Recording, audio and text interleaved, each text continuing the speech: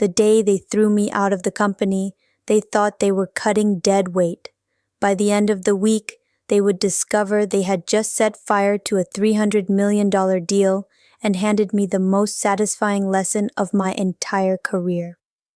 My name is Ava Bennett, and for 12 years I worked for a technology company called Vertex Point Solutions. If you looked at the company directory, you probably would not have noticed my name. I was never the executive standing on a stage holding a microphone. I was never the employee posting inspirational quotes about leadership or innovation. I was the person working quietly behind the scenes, fixing problems before anyone else even realized they existed. For more than a decade, I became the person everyone depended on when things went wrong. If a major system failed late at night, my phone rang. If a compliance review threatened a contract worth millions of dollars, my inbox filled with urgent messages. If executives promised clients something impossible, I was the one expected to make it happen. I accepted that role because I believed competence mattered. I believed dedication would eventually be recognized. Looking back now, I realize how naive that was. The biggest project in company history was happening during my final months there. Vertex Point was preparing to merge with a larger corporation called Summit Dynamics. The deal was worth $300 million, and executives treated it like the event that would secure their legacy. Every department seemed obsessed with it. Lawyers worked weekends. Financial analysts barely slept. Senior leadership talked about nothing else. What most people did not understand was that the merger rested on a foundation nobody talked about. While executives focused on headlines and presentations, I was responsible for the compliance framework connecting both organizations. It was a complex network of certifications, authorizations, federal requirements, and regulatory approvals. Without it, the merger could not legally move forward. The responsibility landed on my desk years earlier because nobody else wanted it. The training alone took months. I completed specialized certification programs, passed difficult examinations, and earned clearance approvals that allowed me to represent both companies during critical stages of the process. The work was tedious, complicated, and often invisible. Once everything functioned properly, people stopped thinking about it. Eventually, they stopped thinking about me. 3 days before the merger was scheduled to close, I sat in my office reviewing final documents. Every requirement appeared complete. Legal teams had approved their sections. Financial reviews were finished. Compliance checkpoints had been satisfied. On paper, everything looked perfect. Yet I could not shake a strange feeling. Over the years, I learned to trust that instinct. Whenever executives became too confident, trouble usually followed. The office buzzed with its usual chaos around me. Managers rushed through hallways pretending every conversation was life-changing. Developers argued over technical details. Somewhere nearby, someone kept replaying the same annoying music clip over and over. I ignored all of it and focused on the merger files. My name appeared everywhere. Authorized compliance representative, federal certification holder, primary merger liaison, official approval contact. Every major process eventually connected back to me. That reality never bothered me. I actually preferred being overlooked. People reveal a lot when they think you are unimportant. You hear conversations you were never supposed to hear. You learn who understands the business and who merely pretends to. That was why I immediately noticed when a new executive arrived. His name was Carson Reed. Officially, he was our new chief operating officer. Unofficially, he was the kind of executive who believed every business problem could be solved by eliminating employees. He arrived carrying enough confidence to power a small city. Every sentence sounded like it came from a corporate leadership seminar. He talked endlessly about efficiency, transformation, optimization, and modernization. During his first company-wide meeting, employees applauded nearly everything he said. I kept working. I had seen executives like him before. They viewed experience as an obstacle instead of an asset. To them, Employees were numbers inside a spreadsheet. If a number disappeared, another could always replace it. 3 hours after that meeting, someone knocked on my office door. Human resources. The moment I saw them standing there, I knew something was wrong. One representative forced a smile that looked painful. Another avoided eye contact entirely. They escorted me into a conference room. The atmosphere felt strange immediately. Nobody offered coffee. Nobody attempted small talk. A folder sat neatly on the table waiting for me. The representative opened it and began reading from a prepared script filled with corporate language. Organizational restructuring, strategic realignment, operational efficiency, position redundancy. I barely heard the rest. After 12 years, I was being fired. The strange part was that I did not feel angry right away.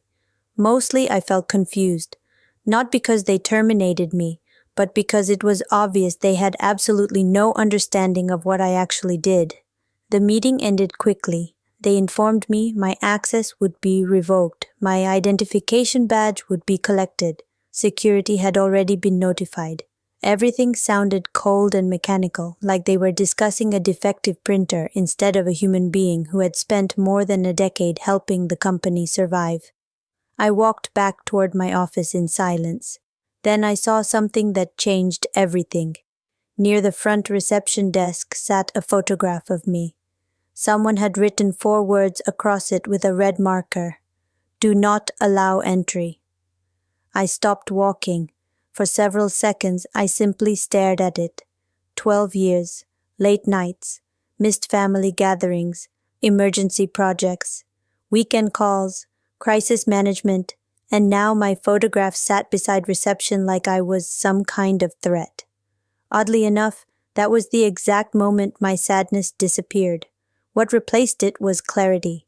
I returned to my office and packed my belongings without creating a scene. A coffee mug, a few notebooks, technical manuals I had purchased myself, small personal items collected over 12 years. Most employees avoided looking at me. A few quietly wished me luck.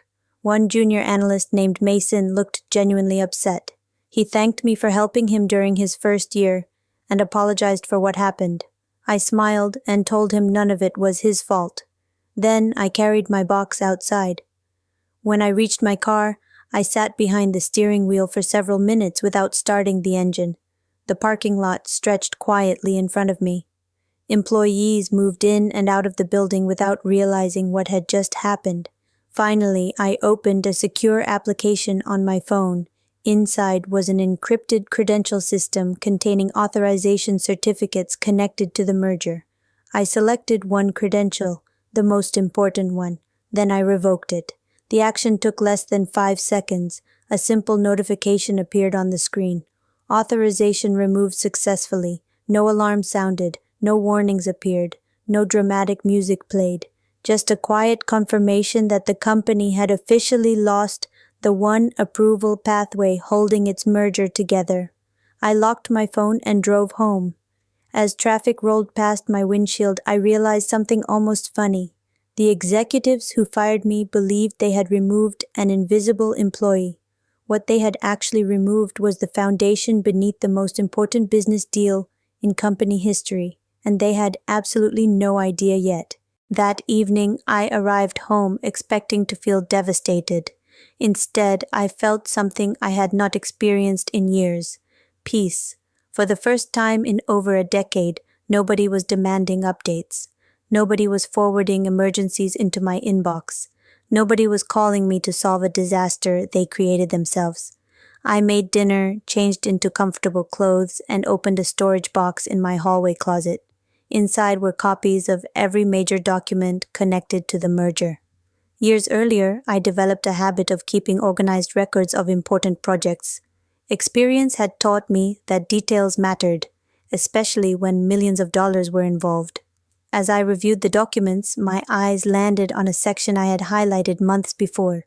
It was a compliance requirement that most executives ignored because they assumed someone else understood it. I read the paragraph carefully. If the designated merger compliance liaison was terminated before completion of the acquisition process, all approvals would immediately become suspended until a properly certified replacement completed the required authorization procedures.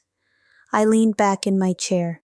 In simple terms, the merger could not continue without me.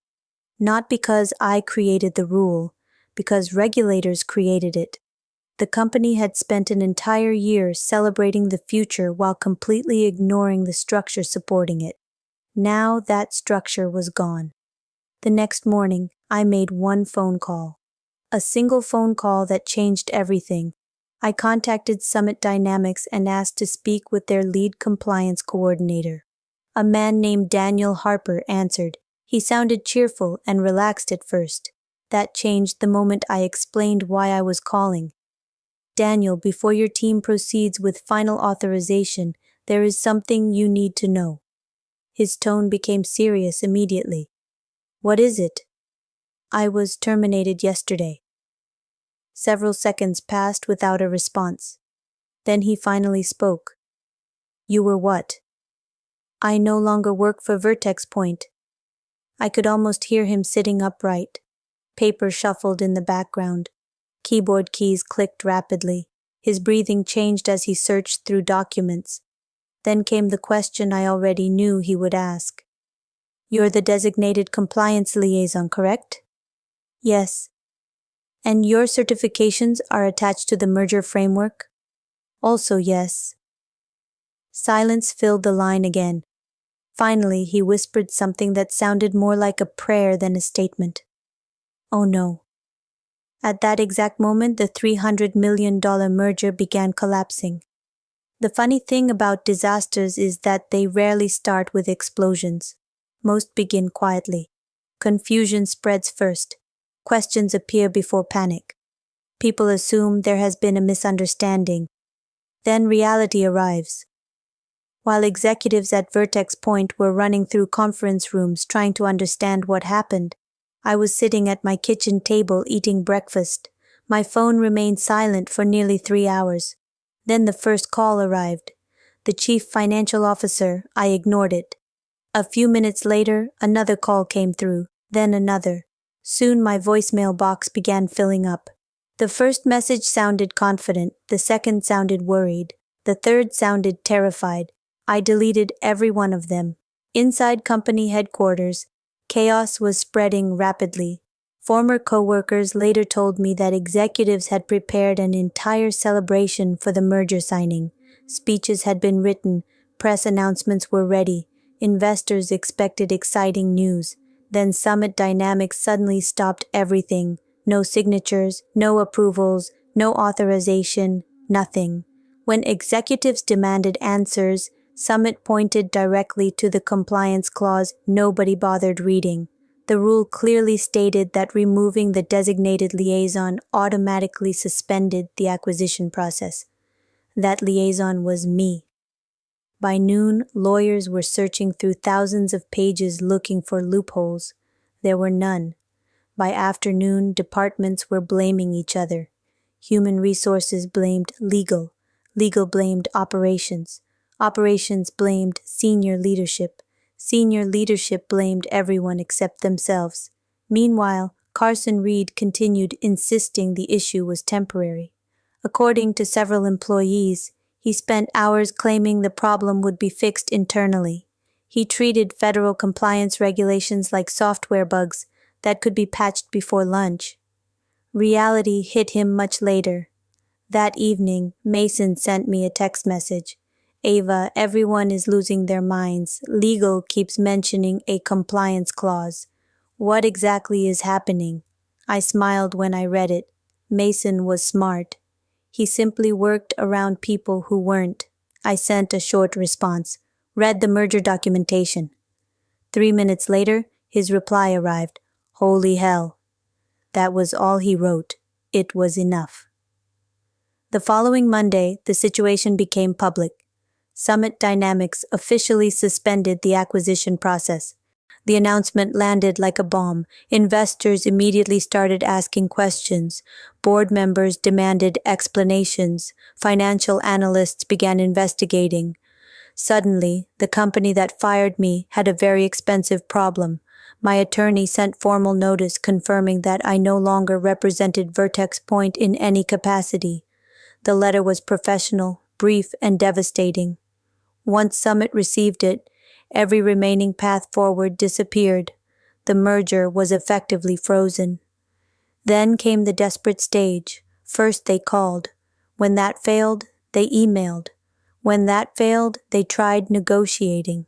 One afternoon, my attorney forwarded a message from Human Resources. They wanted to discuss reinstatement. Apparently, they were prepared to offer a promotion, increased authority, and a significant salary increase. I laughed so hard I nearly spilled coffee. For 12 years, they ignored my value. Now they suddenly recognized it. My answer was no.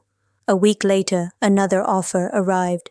This one doubled my previous salary. The proposal included executive privileges and additional benefits. The answer remained no. Money was never the issue. Trust was. They had not simply terminated me. They humiliated me. They treated me like a security threat. They placed my photograph near reception with instructions preventing me from entering a building I helped keep running for over a decade. Some damage cannot be repaired with a paycheck. Around that same time, I decided to stop looking backward.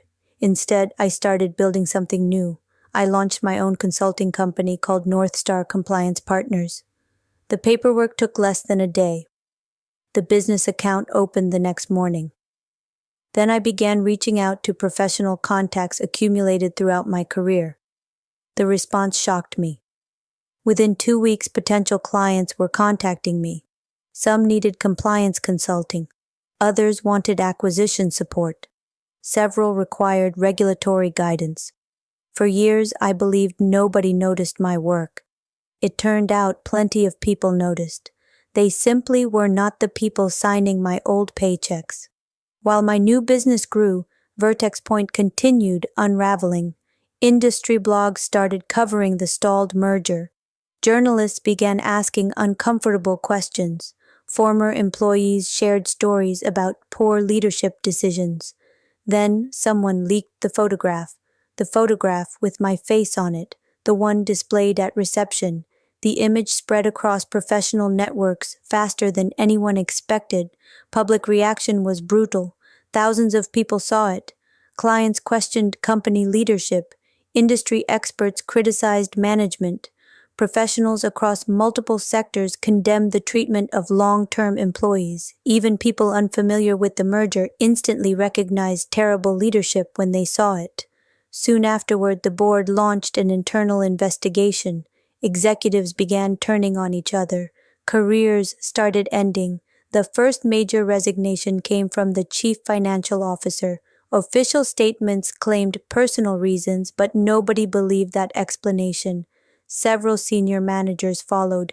Then attention shifted toward Carson Reed. The man hired to improve efficiency had somehow destroyed the largest opportunity in company history. Investors were furious. Board members were furious.